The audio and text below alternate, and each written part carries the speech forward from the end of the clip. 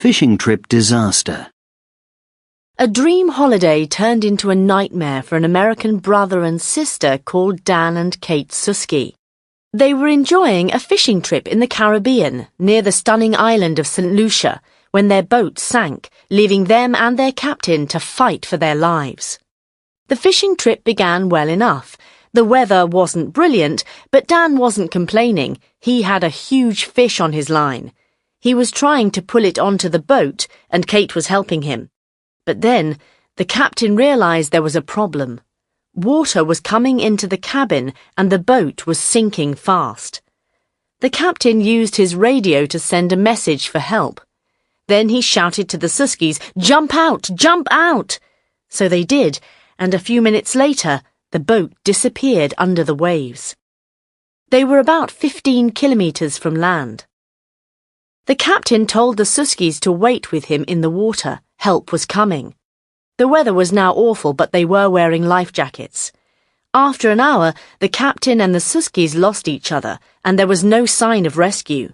So Dan and Kate started to swim as fast as they could towards land. They were both thinking the same terrifying thought: sharks. A plane and a helicopter appeared in the sky, but nobody saw Dan and Kate in the water. Hours passed and night came. The Suskys swam for 14 hours. Then, in the moonlight, they saw some cliffs. They were only a few meters from land.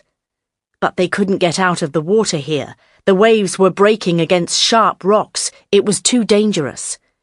So Kate and Dan swam past the cliffs. By now, they were exhausted. Eventually, they reached a sandy beach. Out of the water at last, they lay down and rested. Then they started to look for a town or village.